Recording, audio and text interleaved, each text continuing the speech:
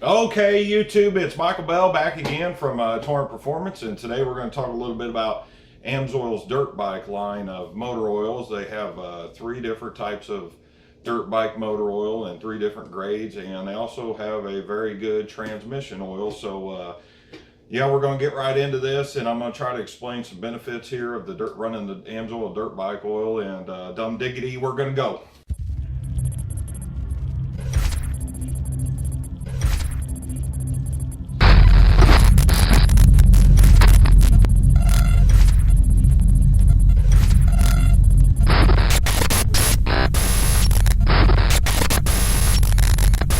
All right, so I'm back, and the weather has dropped again. It was about 50 degrees this weekend, and Motocross Mike is ready to get out on the dirt and waiting for the weather to break here. And what I want to get into today is a little bit on the dirt bike oil and on the transmission oil. We're going to start with the transmission oil. The transmission oil is 80 weight from Amsoil. It's a full synthetic oil for your transmission. A lot of dirt bikes that are 4-strokes, and we're going to get into this. This is just 4-stroke oil, not 2-stroke. I have a few 2-stroke videos. If you look at my YouTube channel, you might be able to find them there. But the transmission oil that's 80 weight is basically used for a separate transmission system on the dirt bikes, which isn't super common. On older 2-stroke models, even for 4-wheelers and dirt bikes, if they run a separate sump system for the transmission, you can run this 80 weight. And the 80 weight has additives and I believe detergents to protect gears and promote confident clutch feel. And really, clutch feel is what Amsoil has produced this oil for, and the transmission oil. I know, like the old CR 250R dirt bikes, 4-wheelers and dirt bikes will run a separate system on the 2-stroke. So if you have a 2-stroke system and you can run the 80 weight, I give that a shot. It's not super expensive. You will notice a difference as soon as you use it. Now for the dirt bike oil, what Amsoil had done was they came in and they Amsoil sponsors, I believe, a Supercross series and Arena Cross series. And if your oil isn't promoting Supercross or Arena Cross for their oil, you know, I mean, what kind of oil are you running? But Amsoil is a big manufacturer and big player in that. And for the full synthetic line, usually the KTMs will run, I believe it's a 50, yeah, 10W50 and 10W60. It's usually more common in your KTM and Husqvarnas.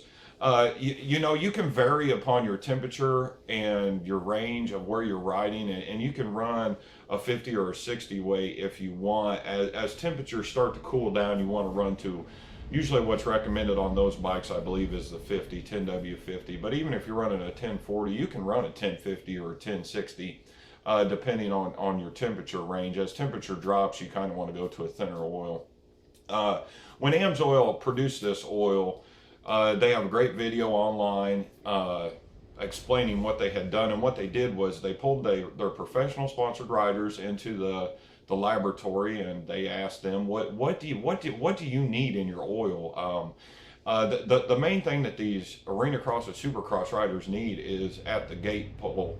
When they shoot off at the gate, they need clutch feel, and that's what Amsoil, besides offering protection for the clutch and the transmission and the engine, they designed it so you have a better clutch feel on your clutch. When you're negotiating jumps, clutch feel is very important in which gear you select. The whoops into corners, you really need to know how to do your clutch. And then at the gate drop when you're racing is just absolutely crucial, because if you can get ahead of those other bikes, you usually can stay ahead. But the 10W40 is basically run in your Hondas, Yamaha, Suzuki, Yamaha bikes. It's pretty standard stuff, but it does offer superior protection for your clutch and in transmission on running this oil. This oil is a step up above of pretty much any oil on the market. A lot of people, I really don't know anybody that has a bike that they don't upgrade, you know, air filter, exhaust, upgrade the carburetor, fuel injection. Now some of these bikes are all going to fuel injection. It's 2018. It's time to kind of step away from the carburetors and go with the technology.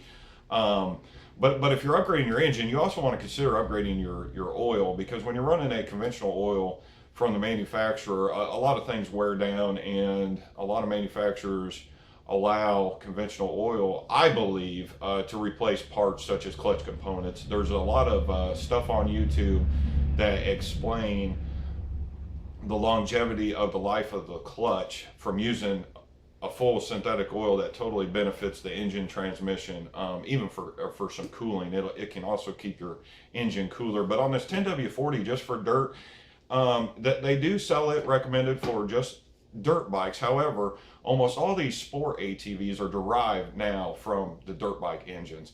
And the reason they did that is a lot of the manufacturers have a 450 engine that they can just swap over and go right into an ATV. I would recommend, if you have an ATV, to, especially this 1040, a lot of your 450s are running 1040. Your YFZs, your Hondas, even your LTZ 400s and 400s sport quads. Try running this 10W40 in your four-wheeler, and you will notice benefits. Where I live, when we do a lot of dirt riding, it's more basically in the woods, and like I've said in my other ATV, I've got one other ATV video where I explain the ATV oil. When you're in the woods, especially with an older air-cooled bike or four-wheeler, heat is a major thing that you're fighting, and this will help with some of the heat. But yeah, I mean, if you want to switch your oil, maybe you're upgrading your bike or want to go to a better oil, give this Amsoil a shot. And the 10W40 is very popular for other things. When you look up your ATV on Amsoil, it'll shoot you to your ATV oil, which I do have a video on if you want to learn a little bit more about that. That's more based toward your utility quads, because you have more going on with those utility quads, because most of them run a transmission and an engine oil because of the way the automatic transmission is set up. But yeah, give this oil a shot. It's not very expensive. And what I have an old dirt bike here with some clutches, and I'm going to kind of explain to you how the clutch works. A lot of people really don't know. And this oil will help protect you have friction plates and steel plates inside your clutch. So we're going to go over here to the workbench. I'm going to explain a little bit of the clutch for you, and you know, that's about it. Okay, and what I have here is a clutch that's disassembled out of that KTM two-stroke that I had bought, that is just a complete mess and will probably not be put back together after I added up the price of the parts of the KTM. I actually did not realize how expensive KTM parts were. But this is a basic clutch assembly. What you have here is I took the clutch discs and steels out of the clutch, and this is basically your clutch pack.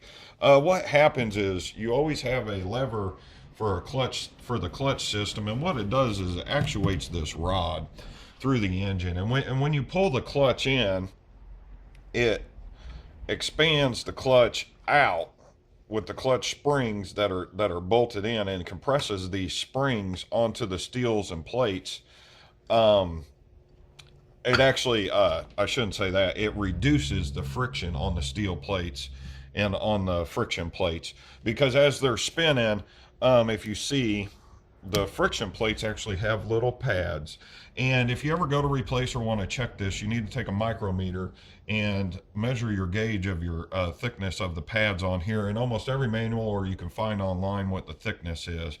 And what's going on here is you have your friction plates and your steels, and the friction plates are placed inside of the clutch basket itself.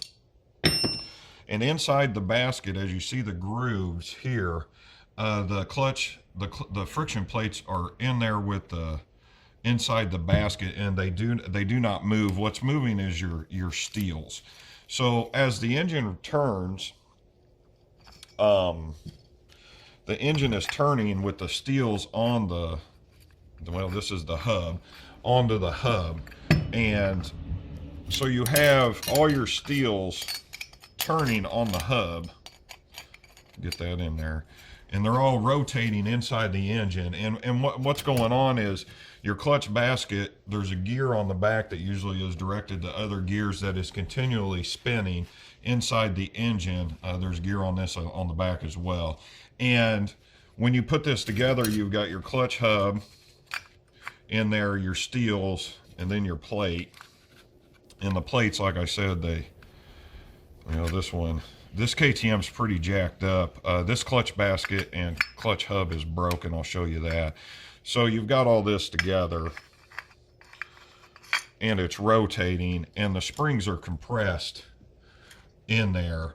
And when the rod comes out, when you pull the clutch in, this is kind of hard to explain, not on the engine. When the clutch lever is moved in, it moves the plates out, which moves the steel plates that are up against which are rotating off of the clutch hub. So the steels are spinning, and then when you press in the clutch, it hits the friction plates that act like basically a brake system for the clutch, and will stop the clutch, but it will continue to spin. And that's pretty much it. And when you're inspecting these, if you think you need replacement, this clutch basket is really wore out. There's usually inside grooves here that you can check, or like notches into the clutch basket. I don't know if you can see that real well. And this one is essentially wore out. And on the clutch hub here, you can actually see where the steels have broken. See these bits that are on here have broken this, and you really don't want to run this, because if there's another one that's broke, this clutch hub is smoked. I would not run this clutch hub, because once this starts, where did the metal go? The metal went into your engine somewhere. Hopefully, if you're running a oil filter, it's been trapped in the filter or screen. Some dirt bikes don't have filters, they run screens. But basically, this piece and this piece is smoked. And that's pretty much it on this. It's just, it's pretty basic mechanical knowledge of an engine to work on this. But what the Amsoil is going to do is they increase the additives to protect the friction plates and the steels, and that with the additives they have prolonged the life that you can get out of your clutch. And with the additives that they've added, you're going to see benefits on clutch feel, a lot of clutch feel, because they put what should be in there to maximize performance of your clutch and protect your engine and transmission as well. It's just a win-win overall. And if you want a free catalog, I got a link down below on my videos. I started putting that out. A lot of people will write a comment or ask me questions, and Amsoil does not allow me to advertise prices online. So if you want a catalog, follow the comment section below and click the link, and that way I can get credit for it. And if you live away from me, you can sign up as a preferred customer and get essentially 25%, up to 25% off as a preferred customer. And Amsoil has also a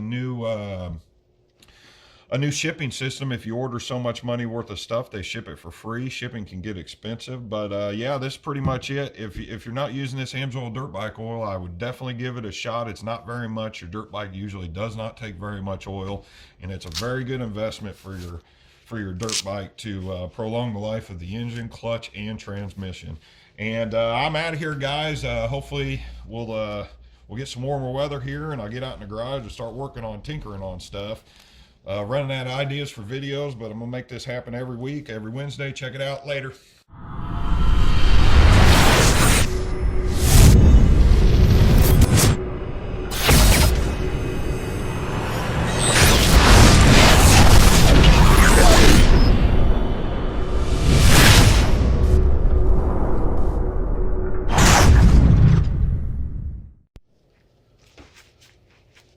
Boy, I gotta start working on that Ducati there. Really, I don't know how I ended up with more friction plates than clutch parts here. These clutch, what the hell was that? Oh my God, is that a bee? It's 30 degrees out. What I got? I got bees in the garage? Oh my God. Can't get stung by these little shits.